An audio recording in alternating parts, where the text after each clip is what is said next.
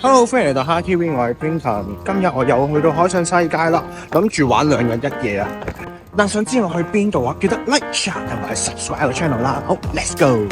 今次就同屋企人嚟深圳玩2日1夜。今次 book 嗰間酒店呢，就喺海上世界附近 book 咗呢間營舍輕車酒店，其實都係屋企人幫我 book 嘅。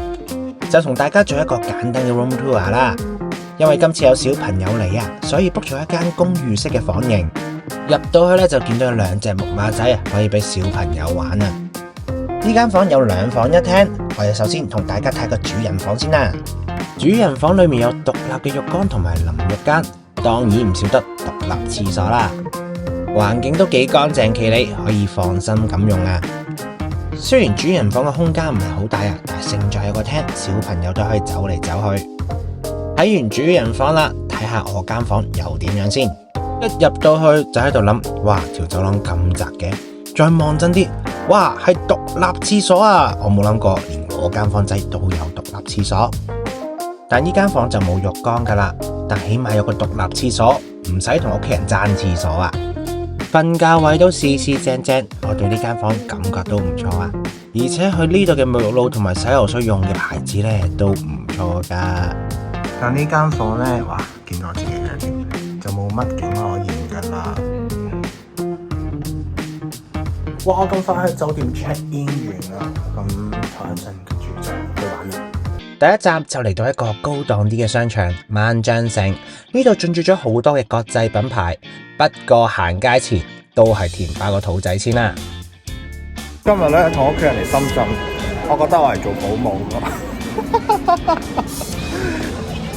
雖然話填飽個肚先啫，但係食啲咩好呢？呢度都有好多選擇喎，好似呢間90葉有唔同濃度嘅抹茶雪糕，唔使咁遠去到日本，嚟深圳就有得食啦。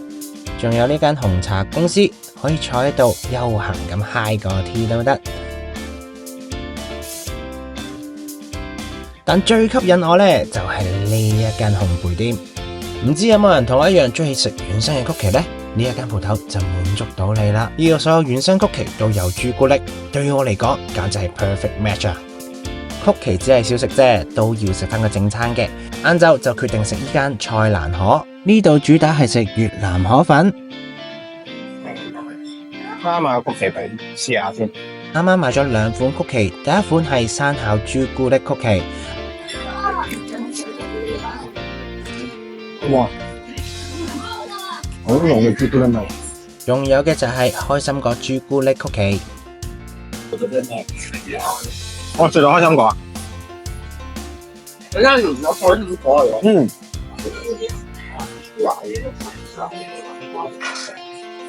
開心果好食啲，開心果有原粒開心果，加埋啲朱古力醬。朱古力曲奇呢個朱古力味真係好濃，我諗下次食真係要配翻杯咖啡。而開心果朱古力曲奇有原粒嘅開心果，食落去鹹甜，好滿足啊！今餐我就嗌咗一個雪梨白茶，同埋一個冬陰功海鮮河粉。河粉嘅質素都唔錯，食落去都幾爽口彈牙。但係冬陰功湯底呢，就落鹽差咗少少，酸辣味對我嚟講都唔係好夠。下次嚟食嘅話，我都係乖乖地嗌翻個越南生牛肉河粉啦。食完飯就繼續行街，行下就俾呢一間朱古力店吸引住。呢間朱古力店係一個瑞士嘅品牌，你睇有幾多種朱古力俾你揀。如果係朱古力控嘅你，千祈唔好錯過呢一間鋪頭啊！今日嚟萬象城主要有一個目的，因為我屋企人想嚟呢一度抽一個盲盒啊，就係呢個肥嘟嘟嘅大藝術家啦。我阿嫂想要，佢想要戴珍珠耳環嘅少女。我睇下抽到啲咩先。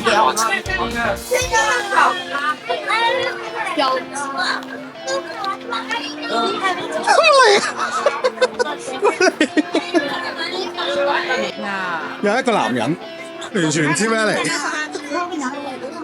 抽完盲盒就去第2個目的地進發，去咗萬象天地。特登帶個小朋友嚟深圳，梗係要同佢放下電啦。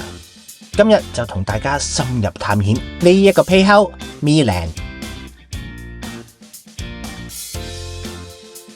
香港嘅 Playhouse 我都有去過，但呢一度大好多啊！入嚟行兩步就會見到呢個公主換裝區，可以俾啲小朋友變身做公主。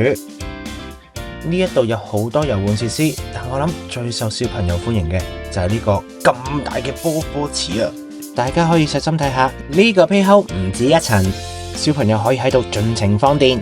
除咗一個咁大嘅波波池，仲有一個幾層嘅繩網陣。我見到好多小朋友都喺度走嚟走去，跳嚟跳去。我睇住個侄仔玩，追住佢，我都就嚟喘晒氣啦。大人嚟呢度真係好辛苦啊，要長期烏低腰。哇！你去邊啊？除咗啲攀爬設施之外，呢度仲有遙控車賽道，仲有小木粒沙池，俾小朋友喺度玩沙，就唔驚佢整到成身污糟啦。頭先講嗰個波波池，而家落場俾大家睇下，呢個波波池有幾大啦。喺香港 playhouse 嘅波波池，我呢個大人坐喺度，有時都覺得自己有啲壓榨。我喺呢一度瞓喺度都得啊！呢度仲有按摩椅，小朋友喺度放電，大人可以喺度叉電啊！呢度仲有唔同嘅電動遊戲，好似騎馬機、水槍機，仲有好多夾公仔機添啊！呢一個 playhouse MeLand 我都幾推薦大家帶小朋友嚟呢度盡情放電。另外一邊廂，我阿嫂平時湊小朋友都攰噶啦，佢就好好咁放鬆下，去咗 Tea Store 嘆下茶，放鬆下。呢杯冰茶會有一個大冰球，再淋上啲茶上去，好似飲緊威士忌咁，都幾超喎。小朋友放完電，到我哋啲大人叉下電啦，係時候要食嘢啦。今餐食巴魯無肚火鍋，香港好似好少地方有得食無肚，今日就試下啦。雖然呢一間鋪頭主打係話食無肚，但佢都有其他食材，唔中意食內臟嘅朋友都有其他嘢可以食噶。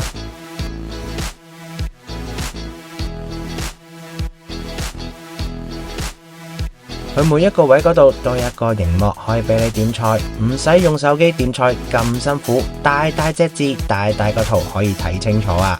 而且佢可以嗌3個湯底，嗌翻個清水湯底，可以淥啲菜淥啲麵俾小朋友食。佢講到主打無肚咁巴閉，究竟有幾好食呢？試下佢先。店員話呢一款無肚只要65秒就可以食噶啦，6個籠就會鞋口噶啦。